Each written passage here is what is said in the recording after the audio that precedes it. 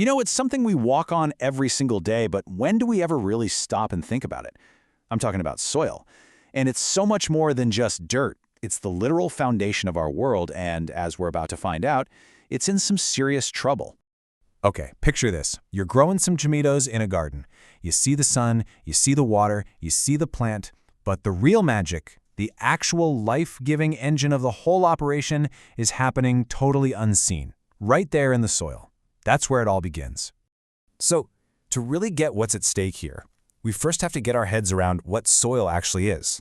It isn't just ground. It's a living, breathing home. It's our planet's foundation. Think about it. What does any living thing need to survive? Well, it really boils down to these four things, right?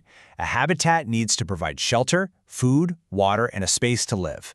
For tons and tons of organisms, from tiny little bacteria all the way to burrowing animals, the soil provides all of that. It's this bustling, vibrant world right under our feet. But what happens when that home, that very foundation, starts to just disappear? And this isn't some hypothetical question for the future. It's happening right now, all over the world. One of the biggest threats has this really intense name, desertification. It's basically the process where healthy, fertile land turns into a barren desert, and it's being driven by a few key things that we're doing. First up, deforestation. When we clear out forests, we're removing trees whose roots are basically like a giant net, holding all that rich topsoil in place. Without that anchor, the soil is just left totally exposed and vulnerable. And then there's overgrazing. You get too many animals eating in one spot, and they strip the land of all its protective plants and grasses. They compact the soil, and it ends up looking just like this, completely bare. And the third big cause is this one-two punch of drought mixed with really intensive farming that just sucks the soil dry of its water and all its nutrients. And the result is what you see here, cracked, lifeless earth where absolutely nothing can grow. So how big of a deal is this really? 50%, let that sink in. In just the last 150 years, we have lost half of the world's agricultural topsoil, the soil we need to grow our food. Half of it is just gone. And the problem is only speeding up. As of today, 38% of our planet's land is already considered dry land. That puts it at super high risk of turning into desert, adding to that already massive loss. And as if desertification wasn't enough, we've also got erosion to deal with. See, when plants are gone and water rushes over the land too quickly, it just washes the soil away, one little particle at a time. The result can be absolutely devastating. What you're looking at here, these aren't natural canyons that took millions of years to form. No, this was fertile land that has been carved away and lost forever. And when you lose land on this scale, it's not just a local problem for some farmers. The loss of soil kicks off this really dangerous chain reaction that impacts every single living thing on the planet, and that includes us. So here's the domino effect, right? It all starts with the soil degrading. It's getting weaker. That directly leads to habitat loss for all kinds of species.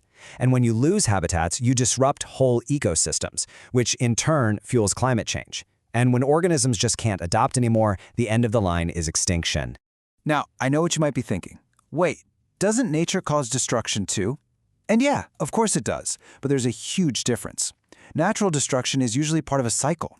It can actually have benefits, like enriching the soil. Human-caused destruction, on the other hand, is widespread, it's getting faster, and it just depletes and destroys. Take this for example. On the left, you've got a volcanic eruption, super destructive, right? But the ash it leaves behind creates some of the most fertile soil on the planet. On the right, you have human-caused erosion. It does the exact opposite. It strips away all the fertility and leaves nothing behind. And then you throw overpopulation into the mix, and it's like pouring gasoline on a fire.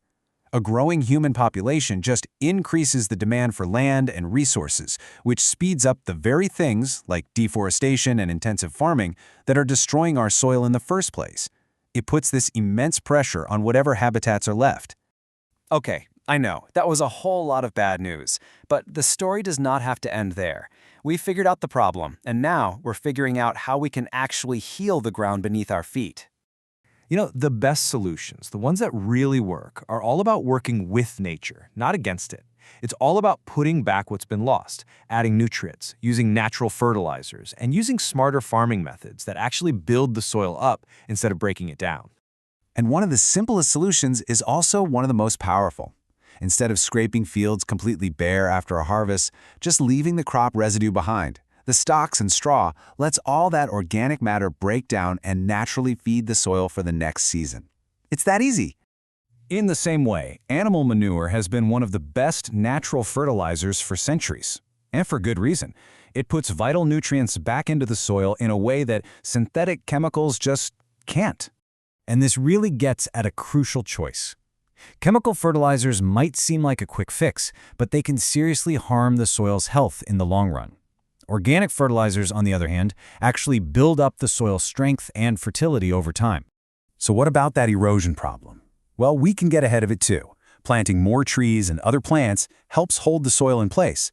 And even simple things like digging trenches can help control water flow and stop it from washing all that precious topsoil away. So at the end of the day, the path from cracked, dead earth back to rich, living ground, it's pretty clear. It just requires us to stop seeing the soil as something to be used up and start treating it like a living foundation that needs to be taken care of. The warning signs are everywhere. The earth is speaking. The only question left is, are we listening?